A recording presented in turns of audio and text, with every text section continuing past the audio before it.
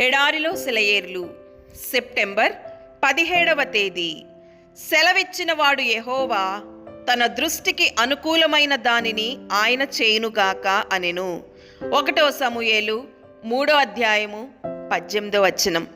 అన్నిటిలోనూ దేవుని హస్తాన్ని చూడడం నేర్చుకోవాలి. అలా నేర్చుకున్నప్పుడు నువ్వు చూసే వాటన్నిటినీ దేవుడు చక్కబరిచి కంటికి ఇంపుగా కనబడేలా చేస్తాడు. మన విచారానికి మూలమైన స్థితిగతులు తొలగిపోవడం జరగకపోవచ్చు, కానీ మన జీవితానికి కర్త అయిన క్రీస్తు మన దుఃఖంలో, వేదనలో భాగస్వామి అయితే మన చేత విమోచన గీతాలాపన చేయిస్తాడు.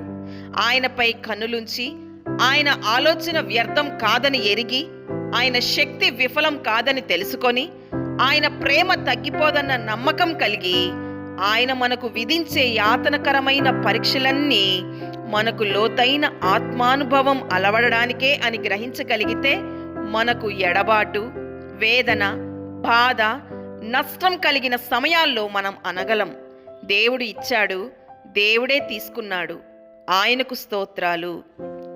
ప్రతిదానిలోనూ ఆయన హస్తాన్ని చూడగలిగినప్పుడే మనలను వేధించే వారి పట్ల మనం ఓపికతో ప్రవర్తించగలం. దేవుని ప్రేమపూర్వకమైన జ్ఞానయుక్తమైన సంకల్పాలు మన పట్ల నెరవేరడానికి వారంతా ఆయన చేతి పరికరాలుగా వారిని గుర్తిస్తాం. మనలో మనం అలాంటి వారి గురించి దేవునికి కృతజ్ఞతాస్తుతులు చెల్లిస్తూ ఉంటాం.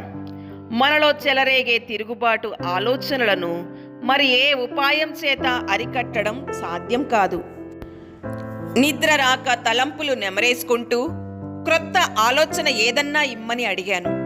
ఆత్మల ఊరటకు ఒక దివ్య ఔషధం, పైనున్న వాటిని వివరించి చెప్పే విలువైన మార్గం, ప్రేమించడానికి, సేవించడానికి, మనుషుల్ని ప్రోత్సహించే పవిత్ర భావం, స్వార్థాన్ని పరిహరించి పాపాన్ని పరుగులెత్తించే పరమపదం.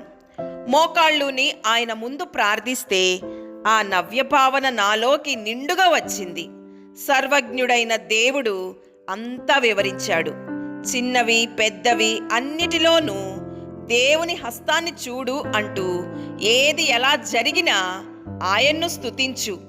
బాధలో, ఆనందంలో, చావులో, బ్రతుకులో దేవుణ్ణి చూడు, విజయం సాధించు.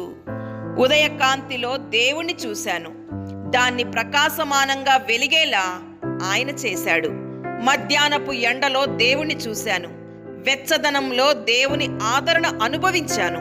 ప్రొద్దువాలినప్పుడు అలసటలో నలిగిపోయి అర్ధరాత్రి పడక మీద నిద్ర రాక దొర్లుతూ ఆయన వైపే చూశాను.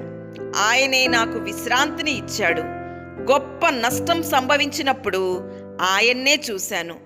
నాకు నష్టాన్ని కలిగించినప్పటికీ ఆయన నన్ను ప్రేమిస్తూనే ఉన్నాడని గ్రహించాను. పెద్ద పెద్ద బరువులు మోయవలసి వచ్చినప్పుడు ఆయన వాటిని తేలిక చేశాడు. రోగం, విచారం, బాధలో నా మనసును ఓదార్చి విశ్రాంతినిచ్చాడు. నా హృదయాన్ని సంతోష స్తోత్ర గానాలతో నింపాడు. ఈ అనుభవం కొందరికి క్రొత్తగాని నాకు అలవాటే. నేను అలవాటుగా నడిచే దారి ఇది. అనుదిన జీవితంలో విశ్వాసం ద్వారా తప్ప ప్రత్యక్షమైన వాటిని చూసి ఆదరణ పొందకూడదు. అన్నిటిలోనూ దేవుణ్ణి చూడగలిగితే జీవితం నిజంగా ఆశీర్వాదకరంగా అవుతుంది. దేవుడి మాటలను దీవించునుగాక. ఆమేన్.